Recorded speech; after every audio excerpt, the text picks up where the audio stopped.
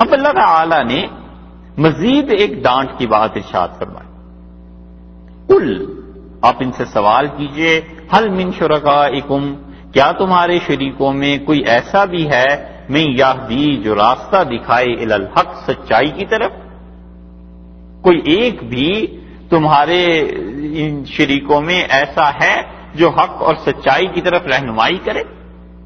اور یہ وہی دلیل ہے جو سیدنا موسیٰ علیہ الصلوۃ والسلام نے دی تھی جب وہ واپس آئے تھے طور سے، تو انہوں نے کہا کہ یہ جو تم جس کی عبادت کر رہے ہو، تم نے اتنا بھی غور نہیں کیا، یہ تو تمہاری بات کا جواب بھی نہیں دیتا اور تمہیں سیدھا راستہ بھی نہیں دکھا سکتا. اللہ یرجع الیہم قولا، اللہ تعالی نے فرمایا وہ بچڑا جو تھا جس سے آواز آتی تھی وہ کوئی حق کی راہ نہیں دکھا رہا تھا. اور اللہ کے ہونے کے دلائل میں سے ایک یہ ہے کہ اس نے انبیاء علیہ الصلوۃ والسلام کو بھیجا اور اپنی مخلوق کو ایسے ہی نہیں چھوڑ دیا کہ جو کچھ مرضی یہ کرتے رہیں، بلکہ ان کے لیے اللہ نے راہ متعین کی اور بتایا کہ کیا چیز حق ہے، کیا باطل ہے، کیا سچائی ہے اور کیا جھوٹ ہے، کس طرح اللہ کی راہ مل سکتی. اس لیے یہاں پر ارشاد فرمایا کہ تمہارے خداؤں میں کوئی ایک بھی ایسا ہے من یہدی الی الحق، جو سچائی کی طرف رہنمائی کرے اور لوگوں کو صحیح راہ دکھائے. قل اللہ یہدی للحق، آپ کہیے اللہ ہی کی ذات ایسی ہے جب ان میں سے کوئی نہیں ہے کہ اللہ راہ بتاتا ہے صحیح چیز. اللہ تعالی کا راہ بتانا دونوں طرح سے ہے. وہ فطری رہنمائی کرتا ہے اور فطرت کی چیزیں لوگوں کو بتاتا ہے. اللہ الہام فرماتے ہیں فطری اعتبار سے لوگوں کو. بچہ ہے دودھ کو پیتا ہے چوستا ہے، یہ اللہ کی طرف سے اس کی طبیعت میں ڈالی جاتی ہے کہ اس نے ایسے کرنا ہے. اسی طرح انسان کو سردی اور گرمی سے تحفظ فراہم ہوتا ہے، اللہ اس کی رہنمائی کرتا ہے. کبھی کبھی آپ دیکھیں جانوروں میں مثلا بلی ہے گھاس کھا رہی ہوتی ہے، اب حالانکہ وہ گھاس نہیں کھاتی، لیکن اس کو بھی الہام کیا جاتا ہے کہ اس کی کس مرض کی شفا اس میں ہے. اگر اس کے پاس زبان ہو تو وہ بتائے کہ یہ کیوں کھا رہی. ایسے ہی کبھی کبھی انسان کی طبیعت چاہتی ہے کہ فلاں چیز کھا لے، اور ڈاکٹرز کہتے ہیں کہ جی وہ جو چیز آپ نے کھائی تھی بالکل ٹھیک کھائی تھی اور اس وجہ سے آپ اس چیز سے بچ گئے ہیں. یہ اللہ ہی کی طرف سے رہنمائی ہوتی ہے ان کاموں میں بھی جن کاموں کا شریعت سے تعلق نہیں، اور اللہ ہی رہنمائی کرتا ہے اپنے بندوں کی. اس طرح سے بھی کہ معاش میں جب انسان کو چوائس کرنا ہوتا ہے کہ کیا کام کرے اپنی معاش کے لیے، ان چیزوں کے لیے، تو اللہ رہنمائی کر دیتا ہے کہ ان چیزوں میں تمہیں برکت ہوگی، ان چیزوں کو، ان کاموں کو کرو، اور لوگ اس سے نفع اٹھاتے ہیں بشرطے کہ انہوں نے اللہ سے اپنے تعلق کو بگاڑا ہوا نہ ہو. بہت سی الہامی چیزیں ہوتی ہیں اور شریعت میں اللہ ہدایت دیتا ہے. وہ تو خدا کا خاص کرم اور مہربانی ہے کہ وہ انبیاء علیہ الصلوۃ والسلام کو بھیجتا ہے اور انبیاء علیہ السلام راہ دکھاتے ہیں کہ اللہ تک پہنچنے کی راہ کیا ہے. تو اللہ تعالیٰ نے اس لیے بڑی صاف بات ارشاد فرمائی کہ قل اللہ یہدی للحق، ان سے کہیے اللہ کی ذات ہے جو سچائی کی طرف رہنمائی کرتی ہے، سچی راہ صحیح راہ خدا دکھاتا ہے. قل اللہ، کہیے کہ اللہ اللہ راہ دکھاتا ہے. افمن یہدی، سو تم غور کرو کہ ایک طرف تو تمہارے شریک ہیں جن کی تم عبادت کرتے ہو، وہ کوئی راہ نہیں دکھاتے. دوسری طرف اللہ ہے جو تمہیں ہر معاملے میں رہنمائی دیتا ہے. ان دونوں میں سے افمن یہدی الی الحق، کیا وہ جو حق کی طرف رہنمائی کرتا ہے، کون؟ اللہ. افمن یہدی الی الحق، کیا وہ جو تمہیں صحیح راہ کی طرف لے جاتا ہے اللہ تعالی، احق کو اس کا زیادہ حق بنتا ہے کہ ان یتبع، کہ اس کی پیروی کی جائے، اس کی بات مانی جائے، من، یا اس کا زیادہ حق بنتا ہے لا یہدی الا ان یہدی، جو کوئی رہنمائی نہیں کرتے صحیح راہ کی طرف، وہ کوئی راہ نہیں پاتے الا ان یہدی، مگر یہ کہ خود انہیں جب راہ دکھائی جائے تو پھر چلے. دونوں میں سے کون ہے جس کی پیروی ہونی چاہیے؟ ایک اللہ ہے جو راہ دکھاتا ہے، اور ایک تمہارے شریک ہیں جو راہ دکھانی تو درکنار، ام اللہ یہدی الا ان یہدا، جو راہ دکھانی تو درکنار ہے، آپ خود انہیں کوئی راہ نہیں ملتی جب تک کہ کوئی اور انہیں راہ نہ دکھائے، وہ بھی محتاج ہیں۔ یہاں پر مراد کون ہے؟ مفسرین کا ایک گروہ اس طرف گیا ہے کہ شیطان، کہ جب تک انہیں کوئی راہ نہ دکھائے، لیکن باقی حضرات نے انکار کیا ہے، وہ کہتے ہیں شیطان تو راہ پہ آتا ہی نہیں۔ پھر وہ کہتے ہیں کہ فرشتے یا اللہ کی دیگر مخلوقات جن کی عبادت کی جاتی ہے، تو اللہ نے فرمایا کہ وہ اس وقت تک کوئی راہ نہیں پاتے تھے جب تک کہ اللہ ہی انہیں کوئی راہ نہ دکھائے، تو کیا ان کی عبادت کرو گے یا اس اللہ کی عبادت کرو گے جس نے حق کی راہ بتائی؟ دونوں میں تم خود فرق کر لو۔ فما لکم، تمہیں کیا ہو گیا ہے؟ کیف تحکمون، تم کیسا حکم لگاتے ہو، تم کیسا انصاف کرتے ہو۔ یہاں حکم جو ہے انصاف کے معنی میں آ گیا کہ کیسا انصاف کر رہے ہو تم۔ یہ اسی طرح کی دلیل ہے جس طرح چھٹے پارے میں پہلے گزر چکا۔ اللہ تعالیٰ نے فرمایا کہ مسیح علیہ السلام اور ان کی والدہ ماجدہ حضرت مریم علیہ السلام کی تم عبادت کرتے ہو۔ اللہ نے فرمایا کانا یا کلان طعام، دونوں تو کھانا کھاتے تھے۔ تو جو کھانا کھاتا ہے اس کے ساتھ بشری ضروریات ہیں، اس کا مطلب ہے وہ محتاج ہے، اور جو اپنے ان کاموں میں اللہ کا محتاج ہے وہ تمہارا خدا کیسے بن گیا؟ اسی طرح یہاں فرمایا کہ تم خود غور کر لو کہ ایک تمہارے معبود جو فطری چیزوں کا الہام تو درکنار، وہ کوئی ہدایت کی راہ بھی نہیں دکھا سکتے، اور ایک اللہ جو فطری کاموں کے فطری امور سے لے کے جنت جہنم عاقبت کی ساری زندگی اس کے لیے ایک ایک چیز تمہیں دیتا ہے، دونوں میں سے کس کی پیروی کرنی چاہیے؟ بات یاد آئی اس سے، ایک پادری آیا حضرت شاہ عبدالعزیز صاحب محدث دہلوی رحمۃ اللہ علیہ کے یہاں، اور نیا نیا زمانہ تھا عیسائیوں کے آنے کا، اور جگہ جگہ ایک ایک چوک میں ایک ایک محلے میں پادری پھیلے ہوئے تھے، اور پوری کوشش یہ تھی کہ کسی طرح یہاں کے جتنی آبادی ہے یہ لوگ عیسائی ہو جائیں۔ بڑا زور لگایا، اور بڑا نشانہ تو مسلمان تھے، کیونکہ توحید کی دولت انہی کے پاس تھی ہندوستان میں، اور اب بھی انہی کے پاس ہے۔ تو بڑے دلچسپ مناظرے ہوتے تھے، اور شاہ عبدالعزیز صاحب رحمۃ اللہ علیہ چونکہ مرجع تھے دہلی میں اور سب لوگ حضرت کی طرف رجوع کرتے تھے، تو پادری نے سوچا کہ ان کو کسی طرح قابو کریں۔ تو اس نے آ کے کہا کہ حضرت ایک سوال ہے، اس کا جواب چاہیے۔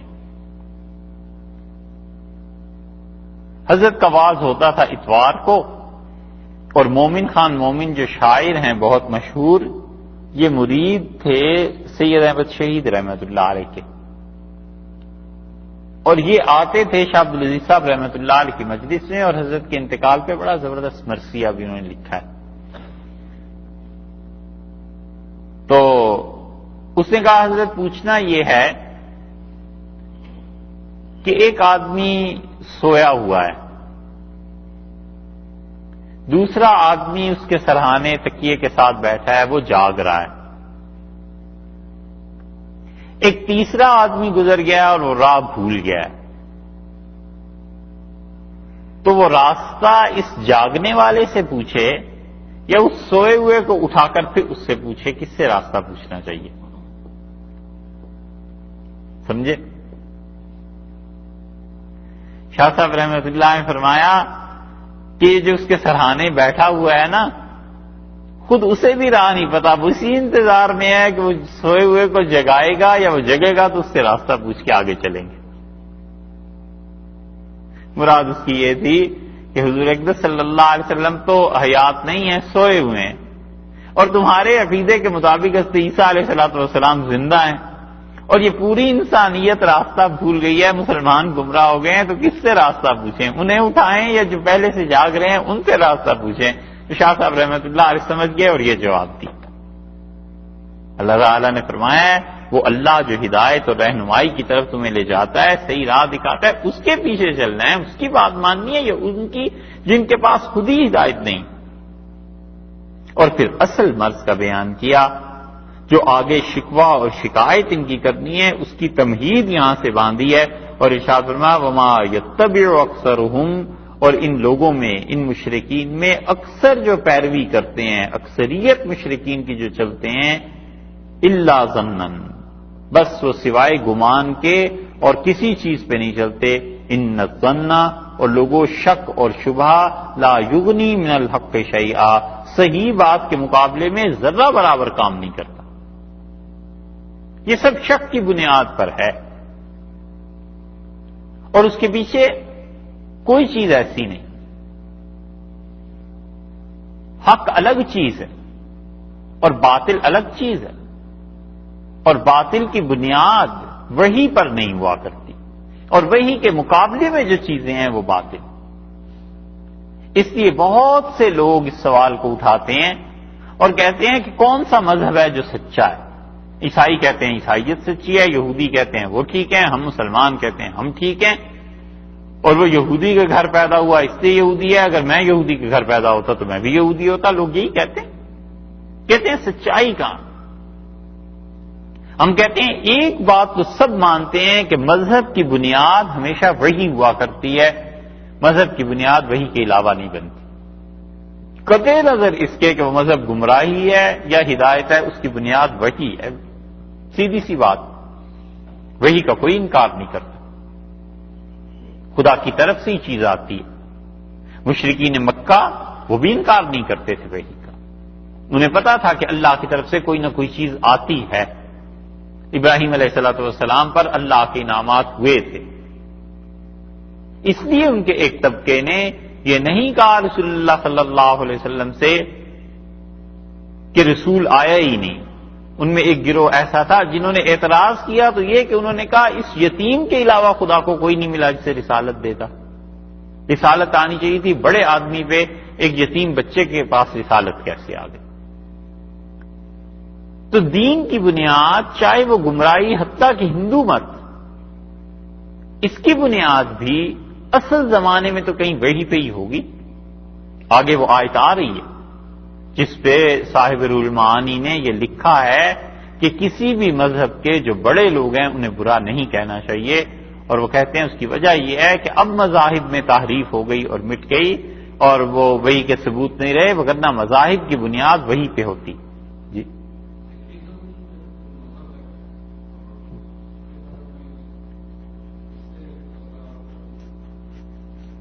سکھزم جو ہے وہ مرکب تھا نا، ہندوؤں کی چیزوں سے بھی مسلمانوں کی چیزوں سے بھی، وہ از خود کوئی نیا مذہب نہیں تھا۔ یہ الگ بات ہے اس میں ہندو مت کا غلبہ زیادہ ہوا یا اسلام کا غلبہ تھا یا وہ درمیان میں تھے، کچھ بھی تھا، لیکن جن مذاہب سے وہ تیسرے مذہب نے جنم لیا ان کی بنیاد بھی وہی تھی۔ تو جب وہی بنیاد ہے تو یہ دیکھ لیا جائے کہ وہی محفوظ کہاں ہے، بس سیدھی سی بات ہے۔ تورات محفوظ ہے، انجیل محفوظ ہے، زبور محفوظ ہے یا قرآن محفوظ ہے، لیٹسٹ ایڈیشن جس کو کہنا چاہیے، آخری مرتبہ وہی کہاں آئی ہے اور اللہ کی طرف سے رہنمائی کہاں دی گئی۔ اسی لیے اللہ نے فرمایا ہے کہ جتنے کام ہیں ان کے، یہ جو شرک کرتے ہیں یہ سب کے سب اپنے گمان کی پیروی کر رہے ہیں۔ وَإِنَّ الظَّنَّ لَا يُغْنِي مِنَ الْحَقِّ شَيْئًا، اور یاد رکھو یہ جو گمان ہے، یہ جو خیالات ہیں، یہ کوئی حیثیت نہیں رکھتے ہیں سچائی کے سامنے، صحیح بات کے سامنے شک کام نہیں کرتا۔ کیا گمان ہے جس کو اللہ نے باطل قرار دیا ہے؟ یہ گمان ہے کہ ہمارے معبود ہماری مدد کرتے ہیں۔ کوئی پوچھے کہ تمہارے پاس دلیل کیا ہے اس مدد کی؟ اللہ نے جو دلائل دی ہیں تم بتاؤ اس کا رد کیا ہے؟ یہ گمان ہے کہ خواب میں دیکھ لیا، یہ گمان ہے کہ اس بت کے اندر سے آوازیں آتی ہیں، یہ گمان ہے کہ ہم اللہ کے بڑے مقرب اور چہیتے ہیں لہذا ہم جو بھی دین اپنا لیں گے خدا اس کی وجہ سے درگزر کر دے گا۔ ایسا ہی گمان یہودیوں کا تھا اور اللہ نے ان کی مذمت کی ہے، اور اللہ نے فرمایا جی بھر کے میری نافرمانیاں کرتے ہیں اور پھر کہتے ہیں سیغفر لنا، ہم تو بخش دیے جائیں گے۔ یہ سب خیالات ہیں، اور ان کے مقابلے میں جو حقیقت ہے اس کی طرف نظر نہیں کرتے. اور یہ ہو جایا کرتا ہے جتنے بھی بڑے بڑے لوگ ہوتے ہیں نا، خاص طور پہ اس امت میں اللہ کا قرب جن لوگوں کو حاصل تھا ان میں سے بہت سو کی اولادیں بس اسی زوم میں ماری جاتی ہیں کہ ہمارے والد ایسے تھے، دادا ایسے تھے، پردادا ایسے تھے، ایسا خدا کے ساتھ تعلق تھا، اور خود کچھ نہیں کرتے. خود سارے جہان میں اللہ کی نافرمانی کریں اور حقائق کو جھٹلائیں، اس پہ خدا کی کوئی گرفت نہیں ہوگی. یہ زوم ہے، اور یہ پتہ اس وقت چلتا ہے جب انسان مرنے کے قریب پہنچتا ہے یا موت آتی ہے، پھر پتہ چلتا ہے کہ اللہ کی نافرمانیوں کے مقابلے میں اپنے مشائخ کی نسبت میں کوئی کام نہیں تھی. اللہ نے فرمایا ہے ظن اور گمان سچائی کے مقابلے میں کچھ نہیں. اور اسی پہ فقہا نے اس آیت کریمہ پہ بہت سی چیزوں کی بنیاد رکھی ہے، اور وہ کہتے ہیں نص کے مقابلے میں کوئی چیز ثابت نہیں ہے. یعنی وہ چیز، وہ حکم جو کتاب و سنت میں واضح طور پر آ گیا ہے، اس کے مقابلے میں اجتہاد فقہا کا نہیں چلے گا. مثلا اللہ تعالی نے بتایا ہے کہ نمازیں 5 فرض ہیں. حدیث میں آ گیا ہے رسول اللہ صلی اللہ علیہ وسلم نے 5 نمازوں کا ارشاد فرمایا. اب اس کے مقابلے میں کوئی آدمی اگر یہ کہے کہ اجتہاد سے 3 نمازیں ہو جاتی ہیں تو غلط بات ہے. نص کے مقابلے میں اجتہاد کوئی کام نہیں دیتا. اسی طرح اللہ کی توحید ہے، اس کی مستحکم ٹھوس بنیاد ہے، وحی ہے، قرآن پاک خود ہے، اور رسول اللہ صلی اللہ علیہ وسلم کی ہستی ہے. یہ سب دلائل ہیں، اور ان کے مقابلے میں مشرکین کے پاس کوئی دلیل نہیں تھی. اور جو دلائل وہ دیتے تھے مغالطے تھے سراسر. ایک ہے بات کا بنانا اور ایک ہے بات کا معقول ہونا. بات کے بنانے پر اگر چلے جائیں تو پھر دنیا میں کوئی گمراہی ایسی نہیں ہے جس کے لیے لوگوں نے بات نہ بنا لی. شیطان نے بھی بنا لی. اس نے کہا میں آدم علیہ السلام کو کیوں سجدہ کروں؟ اس لیے کہ میں تو پیدا ہوا ہوں آگ سے اور یہ مٹی سے، اور آگ مٹی سے افضل ہے، لہذا آگ کے سامنے مٹی کو جھکنا چاہیے، مٹی کو آگ کے سامنے نہیں جھکنا چاہیے. دلیل بن گئی. مشرکین مکہ بھی ایسے ہی کرتے تھے. رسول اللہ صلی اللہ علیہ وسلم کے مقابلے میں ایسی ہی ٹامکٹوئیاں ہوتی تھی. کہتے تھے عجیب بات ہے، ہم جس جانور کو ماریں اور ذبح کریں وہ جائز، اور جس کو اللہ مار دے وہ ناجائز. یہ دلیل تھی نا. کہتے تھے مردے کو تم حرام کہتے ہو، مردار جانور کو. یہ مردار جانور کا کیا قصور ہے؟ ہم ذبح کر دیں تو جائز، اور اللہ مار دے، اللہ موت بھیج دے تو ناجائز. یہ کیوں؟ یہ اسی طرح کے مغالطے اب تک بھی چلے آتے ہیں. تو بڑی سے بڑی گمراہی بھی ان کے پاس کوئی بات ہوتی ہے، لیکن سوچنے کی بات یہ ہے کہ سچائی کے مقابلے میں وہ کیا چیز ہے. اللہ تعالی نے پانی کے متعلق فرما دیا کہ لیطہرکم بہ، اللہ پانی کے ذریعے تمہیں پاک کرتا ہے.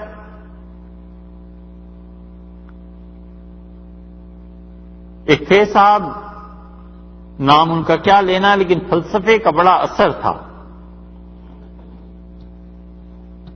بہت قدیم زمانے میں، 2 صدی بلکہ اس سے بھی پہلے، انہوں نے ایک فقیہ سے پوچھا کہ اگر کوئی چیز ناپاک ہو جائے تو اسے پاک کیسے کیا جائے. انہوں نے کہا بھائی پانی سے پاک کر لو. اس نے کہا مثلا ایک برتن ہے ناپاک ہو گیا، اب اسے پاک کیسے کریں؟ تو انہوں نے کہا پانی سے پاک ہو جائے گا. کپڑا ناپاک ہو گیا، پانی سے پاک ہو جائے گا. اس نے کہا پانی سے تو نہیں ہوتا. کہا کیوں؟ اس نے فلسفہ پڑھا ہوا تھا نا. کہنے لگا اس لیے کہ پہلا قطرہ جب پانی پر گرا، ناپاکی کے ساتھ ملا تو وہ قطرہ ناپاک ہو گیا. اب پانی کا دوسرا قطرہ، تیسرا قطرہ، وہ تسلسل سے جو پانی گرتا جا رہا ہے وہ تو ناپاک ہی ہوتا جا رہا ہے. کپڑا تو پاک ہوا نہیں. آپ جب پانی کو مثلا آپ کسی برتن سے ڈال رہے ہیں تو آپ نے ہٹا دیا اور کپڑا تو بھی ناپاک ہے، پھر پانی ڈالنا شروع کیا تو پھر وہ ناپاک ہو جائے گا. تو یہ ناپاکی کے پاک ہونے کا تصور یہ ہے ہی نہیں. تو اس کی ساری بات سنتے رہے اور انہوں نے کہا کہ مجھے تو اتنا پتا ہے کہ اللہ نے ایسے کہا ہے بس، باقی اگر تمہیں اطمینان نہیں ہوتا تو پھر تم ساری زندگی ناپاکی کی حالت میں گزارو۔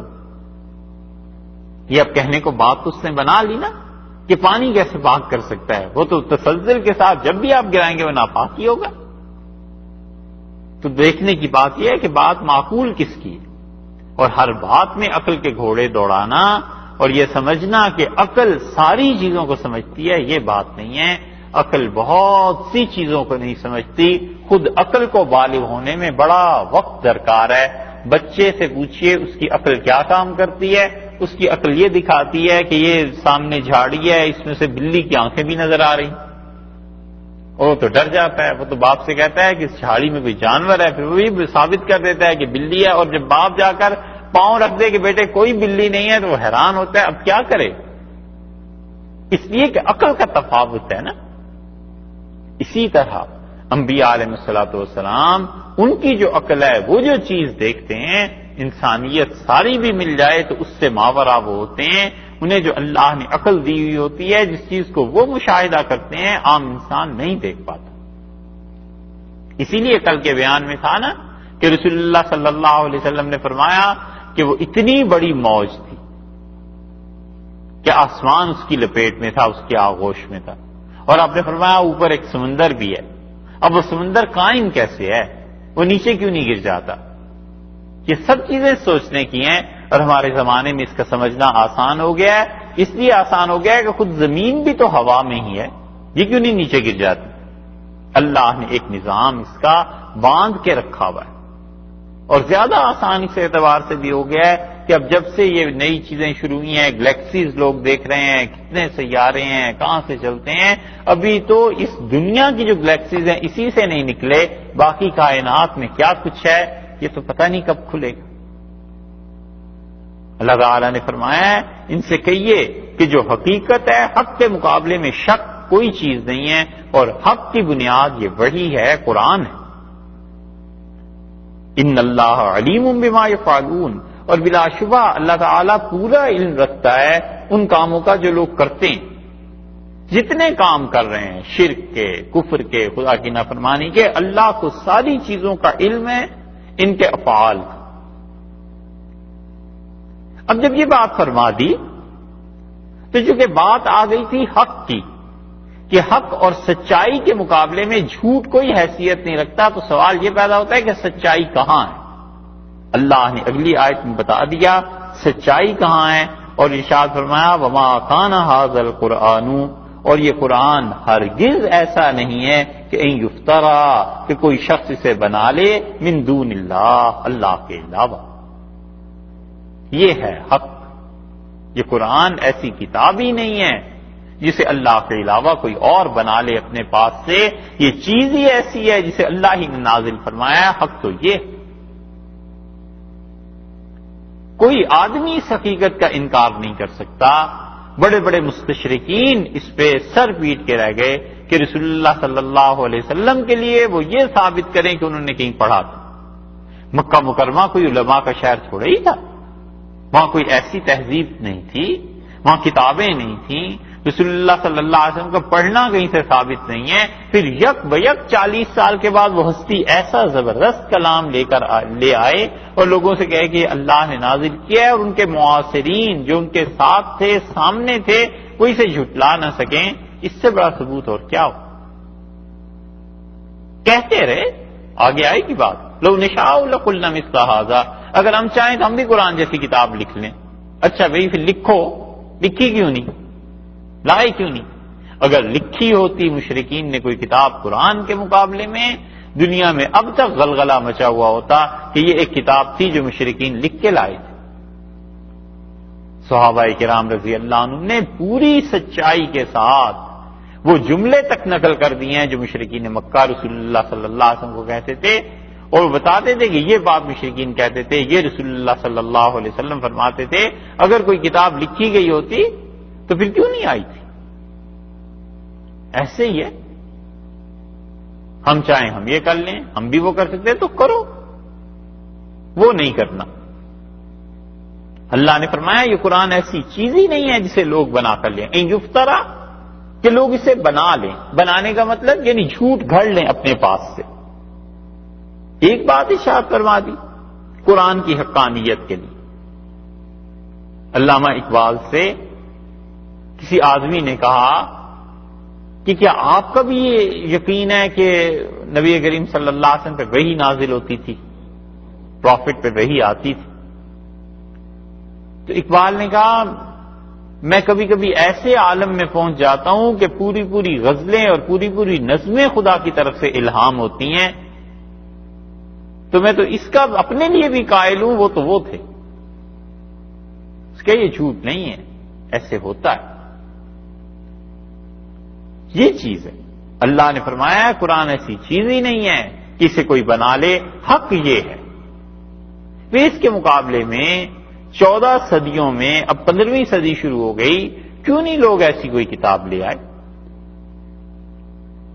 فصاحت، بلاغت، آئندہ دنیا میں کیا ہونے والا ہے، اصول، ان ساری چیزوں کا بیان ہوتا اور ایسا کلام ہوتا جسے پڑھ کے لوگ بے اختیار رو دیتے اور جنہیں اندازہ ہوتا کہ واقعی اللہ کی جانب سے ہے، قرآن کا کوئی ایک معجزہ تھوڑا ہی ہے۔ اسی لیے محققین نے اور بیضاوی رحمۃ اللہ نے یہ بالکل صحیح لکھا ہے کہ انہوں نے کہا قرآن کو صرف یہ نہ سمجھا جائے کہ فصاحت اور بلاغت کے اعتبار سے یا عربیت کے اعتبار سے یہ لاجواب کتاب ہے، بلکہ اس کے سارے پہلوؤں پر نظر کی جائے کہ یہ ہر پہلو سے لاجواب ہے، ایک ایک لفظ، ایک ایک حرف کون کہہ سکتا ہے؟ چنانچہ اس کی متعدد جگہ پر آپ سے عرض کیا کہ یہاں یہ دیکھیے یہ لفظ اس طرح آیا ہے، یہاں پر یہ الفاظ اس طرح آئے ہیں، اگر کسی آدمی نے بنائی ہوتی تو اتنی رعایت کر ہی نہیں سکتا۔ اور رسول اللہ صلی اللہ علیہ وسلم پر جو اللہ نے نازل کی ہے تو ایک حرف کی کمی بیشی نہیں تھی، حتیٰ کہ ایک ہی بات کو اللہ تعالیٰ نے مختلف قراتوں میں نازل فرمایا ہے تو رسول اللہ صلی اللہ علیہ وسلم اسے بھی امت کو دے گئے۔ ہم سب پڑھتے ہیں مالک یوم الدین فاتحہ میں، اور دوسری قرات اسی کی مالک یوم الدین بھی ہے۔ یہ آسان مثال ہے، وگرنہ قرآن میں متعدد جگہ پر ایک لفظ کو رسول اللہ صلی اللہ علیہ وسلم نے ایسے بھی پڑھا، ایسے بھی پڑھا۔ حضرت عمر رضی اللہ عنہ کسی کو قرآن پڑھتے دیکھا تو انہیں بہت غصہ آیا کہ یہ تو غلط قرآن پڑھ رہا ہے، اور جب نماز سے فارغ ہوئے وہ صاحب تو حضرت عمر رضی اللہ عنہ کا ہاتھ پکڑا اور کھینچ کے لے گئے رسول اللہ صلی اللہ علیہ وسلم کے پاس، اور کہا اللہ کے رسول یہ غلط پڑھ رہا تھا، تو تم پڑھو۔ انہیں جب پڑھا تو آپ نے فرمایا عمر اللہ نے اس طرح بھی نازل کیا اور جیسے تم پڑھتے ہو اس طرح بھی نازل کیا۔ یہ قرات کے جو اختلافات ہیں اور 7 قراتیں امت میں جو متواتر چلی آ رہی ہیں یہ اس دور سے ہی چلی آ رہی ہیں، اب لوگ اس کا انکار کرنے لگے ہیں گمراہی کی وجہ سے اور کم علمی کی وجہ سے۔ پہلی بات فرمائی کہ قرآن ایسی چیز ہی نہیں ہے کہ اللہ کے علاوہ اسے کوئی بنا سکے۔ دوسری بات ولیکن، اور لیکن تصدیق الذی بین یدیہ، قرآن تصدیق کرتا ہے ان کتابوں کی جو اس سے پہلے تھیں، اگلے کلام کی۔ یہ دوسری صفت ہے قرآن کی کہ قرآن ان چیزوں کی بھی تصدیق کرتا ہے جو پہلے نازل ہو گئی، کیونکہ قرآن اگر اس کی تصدیق نہ کرے تورات، انجیل اور انبیاء علیہ الصلوۃ والسلام کے صحائف کی، تو یہ ماننا پڑے گا کہ وحی کا سلسلہ کسی وقت میں نہیں تھا اور اس زمانے کے لوگ محروم تھے اور ان کو خدا نے چھوڑ دیا تھا، ان کے پاس ہدایت کا سامان نہیں تھا۔ اسی لیے اللہ تعالی نے بار بار اس کی تصریح کی ہے کہ قرآن ان تمام چیزوں کو مانتا ہے جو وحی کے ذریعے اس سے پہلے دی گئی تھی۔ یہ الگ بات ہے کہ لوگوں نے اس میں تبدیلی کر دی، 2 چیزیں ہو گئی، اس میں پہلے بھی بات گزر چکی ہے۔ تیسری بات یہ ارشاد فرمائی کہ وہ تفصیل الکتاب، اور قرآن ایسی چیز ہے کہ یہ کتاب کی تفصیل بیان کرتا ہے، بیان ہے کتاب کا۔ کس کتاب کی تفصیل بیان کرتا ہے؟ مفسرین میں سے ایک گروہ کا خیال یہ ہے کہ قرآن ان کتابوں کی تفصیل بیان کرتا ہے جو وہی اس سے پہلے نازل ہو چکی، مثلا تورات میں، انجیل میں، دیگر صحائف میں جو اللہ نے وحی نازل کی تھی اس وحی کی تفصیل قرآن بیان کرتا ہے. تفصیل اس طرح سے بیان کرتا ہے کہ اللہ کی توحید ان کتابوں میں بھی تھی، خدا کے ہونے کے دلائل تھے، لیکن لوگوں نے ان کتابوں کو بدل دیا. تو قرآن بتاتا ہے کہ یہ جو جملہ ہے اس کی تفصیل یہ ہے. ان کتابوں میں بھی جانوروں کے حلال اور حرام ہونے کے بیانات تھے اور ان ظالموں نے بعد میں ان بیانات کو بدل دیا. قرآن بتاتا ہے تفصیل سے کہ ان میں کیا کیا احکامات نازل ہوئے تھے. حضرت موسیٰ علیہ السلام کو اللہ نے 10 احکامات دیے تھے. سورہ نام میں اس کا ذکر گزر چکا. قرآن بتاتا ہے کہ وہ 10 احکامات کیا کیا تھے اور اب کیا تبدیلیاں ان میں ہو گئیں. ایک تفسیر تو یہ کی گئی ہے کہ تفصیل الکتاب، قرآن تفصیل بیان کرتا ہے ان کتابوں کی، ان چیزوں کی، خدا کی وحی کی جو اس سے پہلے ہو چکی. اور ایک تفسیر اس کی یہ کی گئی ہے کہ قرآن خود اپنی تفصیل بیان کرتا ہے.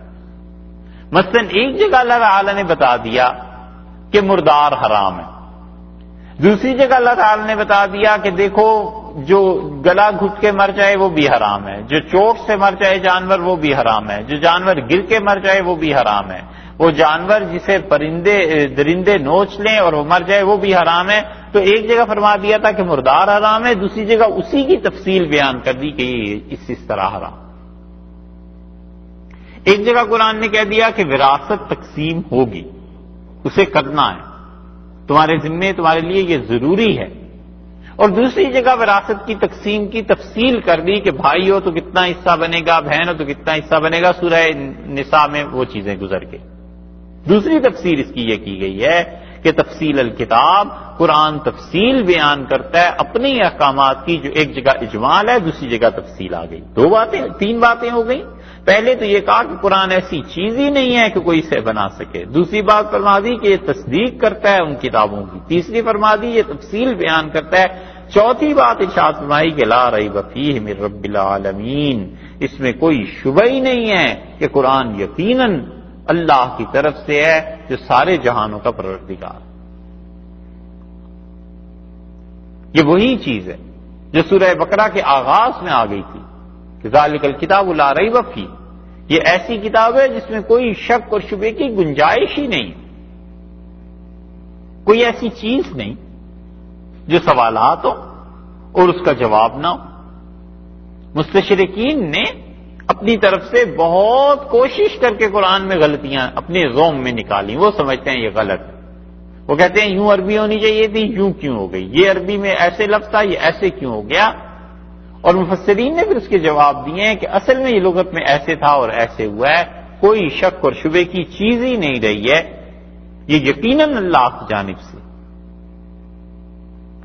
جب حق کی باتیں یہ ساری ہو گئیں اور خدا کی کتاب کا حق ہونا ثابت ہو گیا، اللہ نے خود فرما دیا اس کی 4 صفات کو، تو آگے آ گئی 5ویں بات. اور 5ویں بات یہ ہے کہ مشرکین مکہ نے رسول اللہ صلی اللہ علیہ وسلم سے کہا کہ اصل بات یہ ہے کہ اس قرآن کو آپ نے اپنی طرف سے بنا لیا. یہ الزام تھا حضور اقدس صلی اللہ علیہ وسلم پہ کہ قرآن کو آپ نے اپنی طرف سے گھڑ لیا ہے. اللہ نے اس الزام کا بھی ذکر کر دیا ہے. کوئی کتاب اگر یہ لکھ کے لے آتے تو خدا اس کا ذکر نہ کرتا. مطلب ان کا جملہ تھا نا کہ ہم چاہیں تو قرآن جیسی کتاب لکھ سکتے ہیں. اللہ نے یہ جملہ بھی نقل کر دیا کہ یہ آپ کو یہ کہتے ہیں. تو اگر پھر واقعی وہ کتاب لے آتے کوئی لکھ کے تو کیا خدا اس کا ذکر نہ کرتا؟ ایک ہے عربی میں بیٹھ کے عبارتیں بنا لینا، عربیت لغت کے اعتبار سے ایک اچھا آدمی چلو بنا لے گا، اور ایک ہے اس عبارت سے جو کچھ ثابت ہوتا ہے، جو کچھ پتہ چلتا ہے. قرآن نے ایسے ایسے مشکل مواقع پر ایسی پیشن گوئی کر دی جس کا کوئی تصور نہیں تھا. انسان کی پیدائش، اس کے مدارج، اس کی تخلیق، وہ چیز قرآن نے بیان کی جو کم سے کم اس وقت کوئی نہیں جانتا تھا. رسول اللہ صلی اللہ علیہ وسلم اپنے پاس سے کیسے بتا سکتے تھے؟ اللہ تعالیٰ نے دوسرا شکوہ یہاں پر ارشاد فرمایا، ام یقولون، یہ کیا کہتے ہیں؟ کیا لوگ کہتے ہیں؟ ام یقولون، کیا لوگ کہتے ہیں یہ ام یقولون جو ہے وہ دونوں طرح اس کا ترجمہ کیا گیا ہے. کیا لوگ کہتے ہیں؟ لوگ کیا کہتے ہیں؟ دونوں میں فرق ہو گیا نا. ام یقولون کیا لوگ کہتے ہیں، یعنی یقیناً کہتے ہیں، ایسا الزام لگاتے ہیں. اچھا کیا لوگ یہ کہتے ہیں، بہت ہی بےہودہ بات کہتے ہیں. ام یقولون کیا لوگ یہ کہتے ہیں نفتراہ کہ رسول اللہ صلی اللہ علیہ وسلم نے بنا لیا ہے قرآن اپنے پاس سے. خالص ترجمہ اگر کریں تو پھر یہ ہوگا کہ ام یقولون نفتراہ، کیا لوگ کہتے ہیں یہ بنا کر لے آیا ہے، یعنی جھوٹ پر مبنی ہے. قل آپ ان سے فرمائیے فاتو لے آؤ، یہ اس کا جواب ہے شکوے کا، شکایت کا، کہ اچھا میری کتاب کے بارے میں یہ کہتے ہیں فاتو بصورت مثلہ، تم ایسے کرو اس جیسی ایک صورت بنا کر لے آؤ. وادعو اور بلاؤ من استطعتم، جس کو تم چاہتے ہو، من دون اللہ، اللہ کے علاوہ پکارو جس کو تم پکار سکتے ہو تمہاری مدد کرے. ان کنتم صادقین، اگر تم سچے ہو تو اس قرآن جیسی ایک صورت بنا لاؤ. آگے چل کے آئے گا اللہ تعالی نے وہاں کہا ہے 10 صورتیں بنا کے اس جیسی لے آؤ. تو بظاہر یہ اشکال پیدا ہوتا ہے کہ جو ایک نہیں بنا سکے ان سے کہنا کہ 10 بنا کر لے آؤ، یہ کیوں؟ لیکن ترتیب اصل میں الٹی ہے. سب سے پہلے اللہ نے کہا تھا کہ اگر تم یہ کہتے ہو کہ یہ محمد صلی اللہ علیہ وسلم نے اپنی طرف سے بنایا ہے تو تم اس قرآن جیسا ایک قرآن بنا کر لے آؤ. پھر جب ایک مدت تک وہ آیت انہوں نے سنی اور نہیں بنا سکے تو اللہ نے فرمایا اچھا 10 صورتیں بنا کر لے آؤ. اور پھر آخر پر یہ چیلنج دیا ہے کہ ایک صورت اس قرآن جیسی بنا کر لے آؤ. بڑی کوشش کی قرآن جیسی چیز بنانے کی، اور ان لوگوں نے کوشش کی جن کو عربیت میں کمال حاصل تھا، اور کہیں پہنچے 12ویں پارے تک. ایک یہودی تھا اور اس نے لکھنا شروع کیا. مسلمانوں نے تاریخ میں اس کو بھی محفوظ رکھا ہے کہ اس نے قرآن کا جواب لکھا، اور اس نے باقیوں سے کہا کہ میں تو قرآن کا جواب لکھ دوں لیکن میری کام بہت زیادہ ہے. تو انہوں نے کہا جتنے پیسے تم چاہو ہم تمہیں دے دیتے ہیں اور تمہارے سارے اخراجات اور ضروریات پوری کر دیں گے. اس نے کہا ایک کمرہ دے دو اور بس مجھے بٹھا دو، پھر میں لکھوں گا اس کا جواب. سب انتظامات ہو گئے. اور 12ویں پارے کی ایک آیت ہے، اس کے متعلق وہاں پہ عرض کریں گے. جب وہ اس پہ پہنچا تو وہ چیخنے لگا. لوگوں نے دروازہ کھولا، اندر آئے کہ کیا ہو گیا. گھر والوں نے پوچھا، اس نے کہا میں ساری کتاب کا جواب لکھ دوں مگر خدا کی قسم اس آیت کا جواب میں نہیں لکھ سکتا. ایسی زبردست بات اللہ نے کہی ہے. اسی طرح اور بہت سی چیزیں اللہ نے کہا ایک صورت تم بنا کر لے آؤ، ان کنتم صادقین، اگر تم سچے. یہ آیت پہلے بھی گزر چکی، اس لیے اس کی کوئی تشریح زیادہ نہیں کرتے. بل کذبوا، بلکہ حقیقت یہ ہے کہ کذبوا، اللہ تعالی نے بتایا کہ جھٹلانے میں لگے ہوئے ہیں. بل اس کا ترجمہ ہے بلکہ، اور آسان زبان میں ترجمہ کریں کوئی نہیں، کرنے دو. حقیقت یہ ہے کذبوا بما لم یحیطوا، یہ جھٹلانے میں لگے ہوئے ہیں کس چیز کو؟ بما، اس چیز کو، لم یحیطوا بعلمہ، جو چیز سمجھنے پر ان کے قابو میں نہیں آ رہی، ان کی سمجھ جس چیز پر قابو نہیں پا رہی. بل کذبوا، بلکہ جھٹلاتے ہیں، جھٹلایا کس چیز کو؟ بما، اس چیز کو، لم یحیطوا، جو احاطے میں نہیں آئی، جس کا گھیراؤ نہیں کر سکے، بعلمہ، اپنے علم کے ساتھ. تو جو چیز ان کے علم میں نہیں آئی، ان کا علم اس پر قابو نہیں پا سکا، اس کو جھٹلا رہے ہیں. پہلی بات تو یہ ہو گئی. اور اس میں بظاہر لوگوں کو ایک اشکال بھی پیش آیا ہے. لوگ کہتے ہیں جب کسی کی سمجھ میں کوئی بات آئی ہی نہیں تو وہ جھٹلائے گا، جب جھٹلائے گا تو وہ سچ کرے گا، پھر اللہ تعالیٰ نے اس پہ عذاب کا کیوں کہا؟ لیکن یہ بات بظاہر صحیح معلوم ہوتی ہے اور حقیقت میں غلط. بہت سی چیزیں انسان کا علم اس تک نہیں پہنچتا، کسی بھی انسان کا علم اس تک نہیں پہنچا ہوا ہوتا، اور وہ جھٹلاتا نہیں ہے، اس کو مانتا ہی ہے. ہم میں سے شاید کوئی ایک آدمی بھی اس کی تشریح مکمل طور پہ نہ کر سکے کہ انسان چاند پر کیسے گیا. تو کیا اس کو جھٹلا دیں؟ کہ لوگ چاند پہ گئے. ایک آدمی بھی شاید سوائے کسی ڈاکٹر کے یہ تشریح نہ کر سکے کہ دل میں خون کا نظام کیسے ہوتا ہے، والو کیسے بند ہو جاتے ہیں، تو کیا اس کو جھٹلا دے؟ کائنات میں تصدیق جس چیز کا نام ہے، سچا کہنا کسی چیز کا یا سچائی کو ثابت کرنا، اس کا ایک ذریعہ یہی نہیں ہے کہ انسان کو علم ہوا کرے، بلکہ انسان کو خبر پر اعتماد ہوتا ہے اور اس کی تصدیق کرتا ہے. دنیا ایسی ہی چل رہی. اور اگر خبر کی تصدیق نہ کی جائے اور اعتماد اٹھا دیا جائے تو دنیا کا نظام ہی درہم برہم ہو جائے. خبر دیتی ہے ماں کہ فلاں تمہارے والد ہیں، یا بچہ اس ماحول میں پیدا ہوتا ہے، دیکھتا ہے یہ والد ہیں. اب اس خبر کی تصدیق نہ کرے تو پھر کیا ہو؟ وہ کہے نہیں میرے پاس ذاتی کوئی علم ہونا چاہیے، تو ذاتی علم تو اسے حاصل نہیں ہو سکتا. کائنات کا نظام کیسے چلے؟ اور یہ تو بہت بڑی بات ہے. ڈاکٹر یہ کہتا ہے کہ یہ اگر گولی کھاؤ گے تو بلڈ پریشر کم ہو جائے گا، یہ کھاؤ گے تو تم مر بھی سکتے ہو.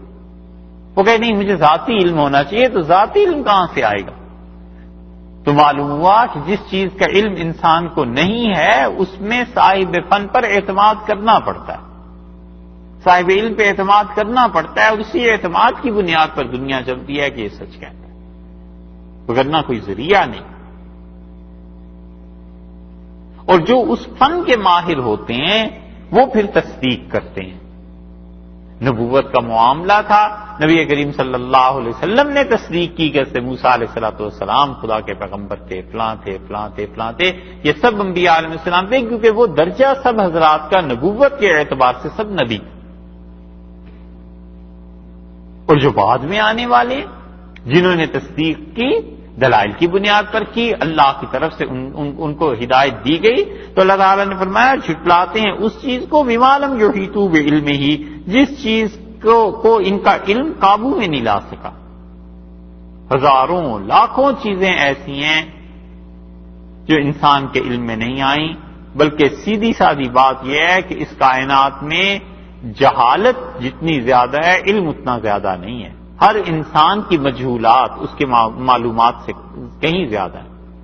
ایک معلومات ہے نا جو چیزیں ہم جانتے ہیں، ایک مجہولات جن چیزوں کو ہم نہیں جانتے، تو مجہولات تو کہیں زیادہ ہیں، معلومات تو بہت تھوڑی ہیں، بہت معمولی.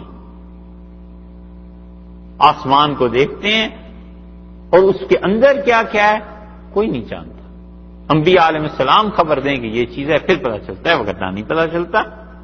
ایک بات تو یہ فرما دی کہ ان کو اس بات کی غلط فہمی، اور دوسری بات اس سے شدید فرمائی ہے ولما، اور اللہ نے فرمایا جبکہ ولما یاتہم تاویلہ، اور آئی نہیں ہے ابھی ان کے پاس اس کی حقیقت. حقیقت کس چیز کی؟ اس چیز کی حقیقت، ایک تو ترجمہ یہ کیا گیا ہے کہ اللہ کی جو ناراضگی کی اس جملے کی حقیقت، کہ ان کا یہ کہنا کہ رسول اللہ صلی اللہ علیہ وسلم نے خود کلام بنا لیا ہے، انہیں پتہ نہیں ہے کہ یہ جملہ کتنا بڑا ہے، انہیں اس بات کی سمجھ نہیں آئی. ہم عام گفتگو میں کہتے ہیں نا کہ فلاں کے متعلق یہ کہا ہے، تو دوسرا کہتا ہے اچھا انہیں پتہ نہیں ہے کہ یہ جملہ کتنا خطرناک ہے. مطلب یہ کہ جو اس کے مقابلے میں اب جواب ملے گا وہ بہت شدید ہوگا. اللہ نے فرمایا ولما یاتہم تاویلہ، اور ابھی تک ان کی حقیقت اس بات کی حقیقت ان کے سامنے نہیں آئی ہے. اور حقیقت سے مراد یہ ہے کہ عذاب سامنے نہیں آیا، خدا کی گرفت سامنے نہیں آئی.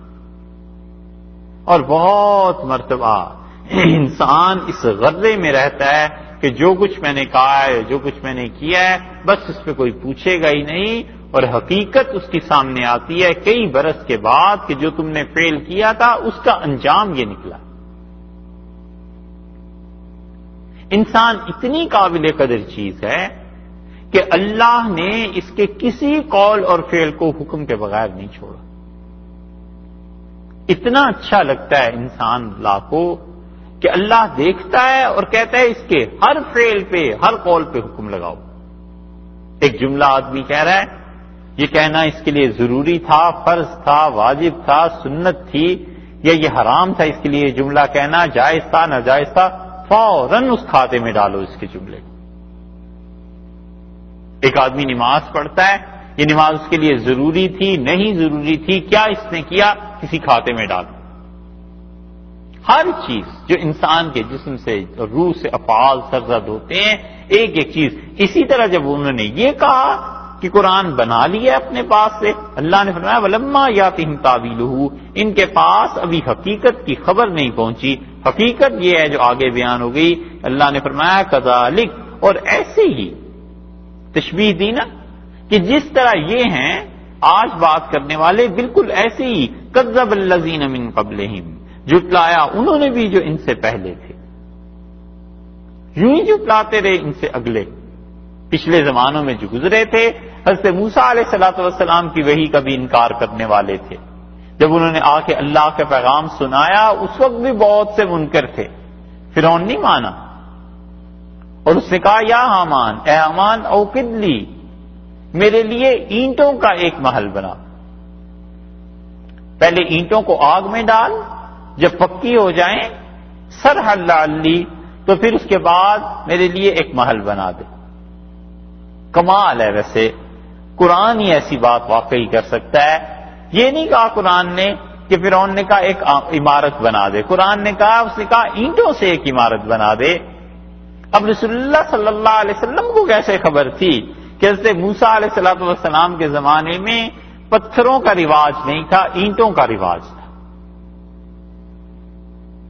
ان مستشرقین میں ایسے لوگ بھی آ گئے پھر جنہوں نے لکھا کہ یہ قرآن کا کمال ہے کہ اس زمانے میں جس زمانے کی بات قرآن نے کی ہے، مصر میں اینٹوں سے عمارات بنائی جاتی تھیں، پتھر کا دور اس وقت شروع ہی نہیں ہوا تھا. یہ تو آئے گی 24ویں پارے میں جب بات، تب آئے گی. وغیرہ اب سوچے آدمی کہ اللہ تعالیٰ نے اس جملے کو کیوں ارشاد فرما دیا کہ فرعون نے یہ کہا کہ مٹی سے اینٹیں بنا، پھر اس کے بعد انہیں آگ میں ڈال، جب وہ پک جائیں. تفسیر اس کی یہ ہے تو پھر میرے لیے ایک محل بنانا. سیدھی سادی بات اللہ تعالیٰ نے یہ کیوں نہیں کہہ دی کہ فرعون نے کہا میرے لیے ایک مینار بناؤ، میں اللہ کو جھانکنا چاہتا ہوں. یہ اینٹوں کا ذکر کیوں آ گیا؟ اس کی وجہ یہی ہے کہ اس زمانے میں ایسے تھا. اب سوال یہ پیدا ہوتا ہے کہ رسول اللہ صلی اللہ علیہ وسلم کو کہاں سے خبر تھی؟ اگر یہ قرآن انہوں نے ہی بنا لیا ہے تو وہ کون سا پڑھے لکھے تھے؟ یہ تو اب کی تحقیق ثابت ہو رہی ہے نا. یہ وہ چیزیں ہیں جو قرآن کی داخلی طور پر تصدیق ہے اور یہ قیامت تک ہوتی رہے گی. اسی لیے ارشاد فرمایا ہے کہ اس سے پہلے بھی لوگ جھٹلایا کرتے تھے وحی کو. فرعون نے جھٹلایا، قارون نے، حامان نے، رسول اللہ صلی اللہ علیہ وسلم کے معاصرین میں ابو جہل نے اور لوگوں نے. اللہ نے فرمایا فانظر، سو غور کر، کیف کان عاقبۃ الظالمین، ان ظالموں کا انجام کیسا ہوا، تو یہ دیکھ لے ان گنہگاروں کا انجام کیا ہوا. ان کا انجام تباہی، ان کا انجام اللہ کی طرف سے عذاب آیا، اور ان کا انجام بھی کل کو ایسے ہی ہوگا. لیکن ابھی تک انہیں خبر نہیں پہنچی حقیقت کی، یعنی ابھی تک اللہ کا عذاب ایسے سامنے نہیں آیا. جی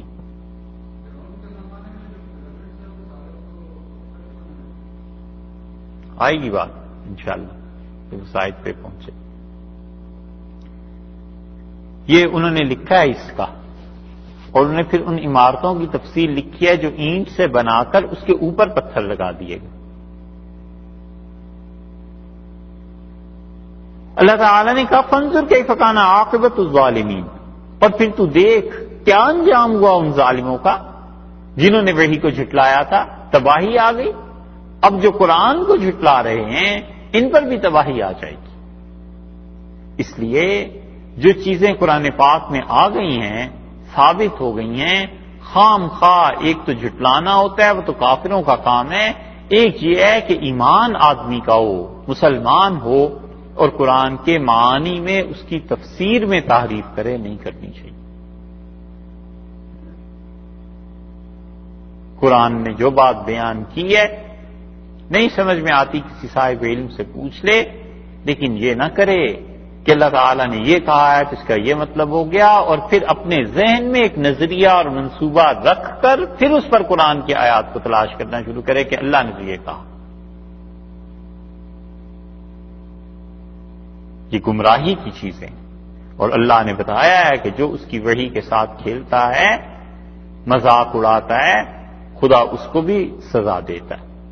اتنے محتاط تھے اسلاف کہ ایک آدمی نے اپنا خواب بیان کیا، اور یہ بات ہے کہ رسول اللہ صلی اللہ علیہ وسلم نے یہ بات ارشاد فرمائی ہے کہ خواب جو ہے یہ نبوت کا 46واں حصہ ہے۔ تفصیل تو آئے گی سورہ یوسف میں اس کی، لیکن آپ نے فرمایا سچا خواب جو مومن دیکھتا ہے یا اس کے لیے کوئی دیکھ کے اسے بشارت سناتا ہے کہ میں نے تمہارے متعلق یہ دیکھا ہے، آپ نے فرمایا نبوت کا 46واں حصہ ہے۔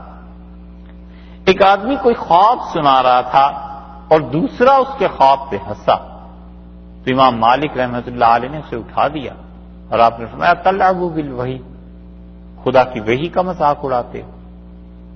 مراد یہ تھی کہ رسول اللہ صلی اللہ علیہ وسلم نے سچے خواب کو وحی قرار دیا تھا اور تم اس کا مذاق اڑا رہے ہو۔ تو وہ اس معاملے میں اتنے حساس تھے، قرآن تو پھر قرآن ہے، اس لیے کبھی بھی جتنا بھی گناہ ہو والعیاذ باللہ کبھی یہ ثابت کرنے کی کوشش نہ کرے کہ قرآن نے اس کو ایسے کہا ہے، حدیث میں یوں آ گیا ہے لہذا یہ چیزیں جائز۔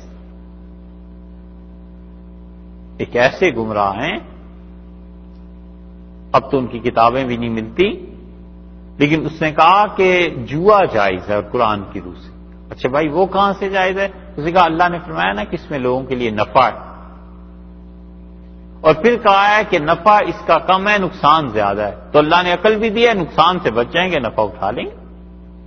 نفع تو خود قرآن نے تسلیم کیا ہے شراب اور جوئے میں، تو لہذا اس سے فائدہ اٹھا لو۔ اب یہ مذاق نہیں ہے تو اور کیا؟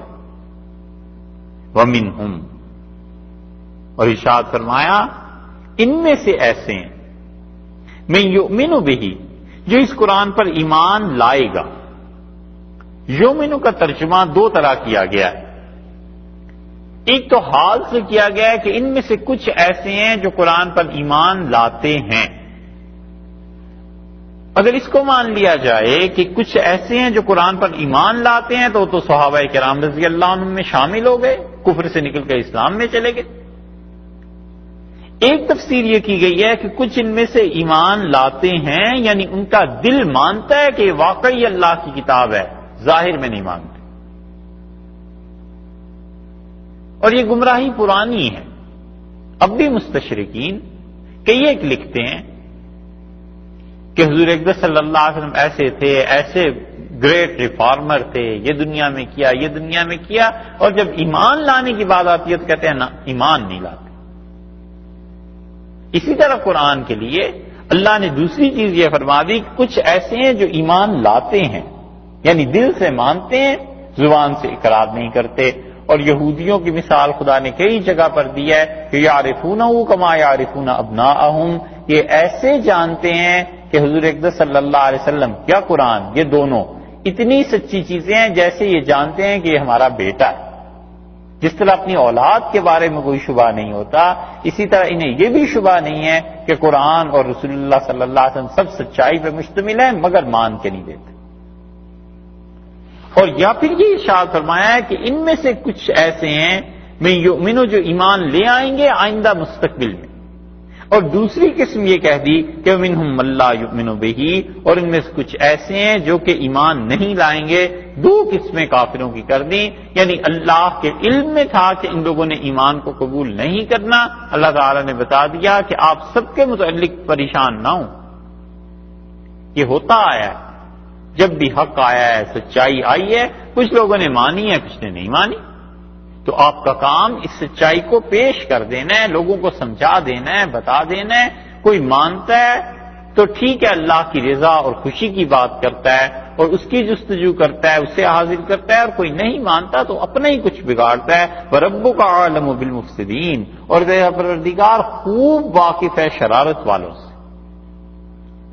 مفسد کا لفظ اس لیے استعمال کیا کہ شرارتی آدمی وہ حقائق کی تعویل کرتا ہے، اسے پتہ ہے حقیقت کیا ہے، لیکن شرارت پہ دماغ آیا ہوا ہوتا ہے نا، تو پھر ایسے ہی کرتا ہے، جھوٹے الزامات تراش لینا، جھوٹ بولنا، غلط بات کہنا، اور پھر اس کو بنیاد بنا کر مزید ظلم کرنا، یہ شرارتیں ہی ہیں۔ اب اسے پتا ہے کہ اللہ کی کتاب ہے اور رسول اللہ صلی اللہ علیہ وسلم کی ساری تعلیمات سچائی پہ مبنی ہے، اس کے باوجود اس میں شبہات کا پیدا کرنا تاکہ لوگ اس سے انکار کریں، تاکہ لوگ اسے نہ مانیں۔ بہت سے لوگ حضرت ابوبکر رضی اللہ عنہ جب قرآن پڑھتے تھے سننے آتے تھے، ان قریش کو پتا تھا کہ یہ چیز سچائی ہے، اور انہوں نے آ کے رسول اللہ صلی اللہ علیہ وسلم سے کہا کہ اپنے اس دوست کو منع کریں، یہ قرآن پڑھنا ہی ہے، اگر اسے تو رات کو پڑھا کرے، دن کو نہ پڑھے، اور اگر پڑھنا ہی ہے تو اپنے گھر کے اندر پڑھا کرے، باہر نہ پڑھا کرے، کیونکہ ہمارے بچے اور ہماری عورتیں خراب ہو جائیں گی۔ وہ اسے سنتے ہیں اور اس کا رونا دیکھتے ہیں سے ابوبکر رضی اللہ عنہ کا، تو ہمارے بچے اور ہمارے عورتیں اس کا اثر قبول کرتی ہیں۔ یعنی اس حد تک یہ اثر بڑھ گیا تھا کہ پورے مکہ میں گویا یہ بات پھیل گئی، اور انہوں نے آ کے کہا کہ رسول اللہ صلی اللہ علیہ وسلم سے شکایت ہو گئی، اور اس سے ابوبکر رضی اللہ عنہ کو کسی نے پناہ دی، سیدنا ابوبکر رضی اللہ عنہ کو، کہ آپ کو میں پناہ دیتا ہوں اور آپ پڑھتے رہیں۔ اور پھر ایک دن حضرت ابوبکر رضی اللہ عنہ کو جس نے پناہ دی تھی، اس نے کہا ابوبکر آپ تو چھوڑتے نہیں قرآن کو پڑھنا، اس لیے سارے کفار کا مجھ پر اصرار اور زور ہے کہ میں اپنی پناہ کو واپس لے لوں، میں اپنی پناہ کو واپس لیتا ہوں۔ حضرت ابوبکر رضی اللہ عنہ نے کہا مجھے اللہ کے علاوہ کسی کا خوف نہیں ہے، تم اپنی پناہ واپس لے لو اور میں خدا کی کتاب پڑھتے ہی رہوں گا۔ اور وہ پڑھتے تھے، اور حدیث میں آیا ہے بخاری میں کہ لا یملک عینیہ اذا قرئ علیہ القرآن، جب قرآن میں سنایا جاتا تھا تو حضرت ابوبکر رضی اللہ عنہ کو اپنی آنکھوں پہ قابو نہیں رہتا تھا، اس لیے کہ جانتے تھے حق کیا ہے، اور جو نہیں ایمان لائے وہ جو کہ شرارتی ہوئے، اللہ نے فرمایا تیرا پروردگار خوب ان کو جانتا ہے، جو شرارتی ہیں یعنی جان بوجھ کر ایمان نہیں لا رہے، تو یہ وہی قسم ہو گئی جو پہلے تھی کہ منہم من یؤمن بہ ومنہم من لا یؤمن بہ، کچھ ایمان لائیں گے کچھ نہیں لائیں گے، اور جو ایمان لاتے ہیں دل میں ایمان ہے، ظاہر میں کوئی اقرار نہیں کرتے، اور پھر اس معنی میں ایمان اقرار کے درجے میں آ جائے گا، دل کے ماننے کے درجے میں آ جائے گا، شرعی ایمان نہیں ہوگا، کیونکہ شرعن ایمان اور چیز ہے، اور کسی کا مان لینا دل سے اور اس کا زبان سے اقرار نہ کرنا اور بوقت ضرورت بھی اقرار نہ کرنا، یہ سب کفر کی چیز ہے۔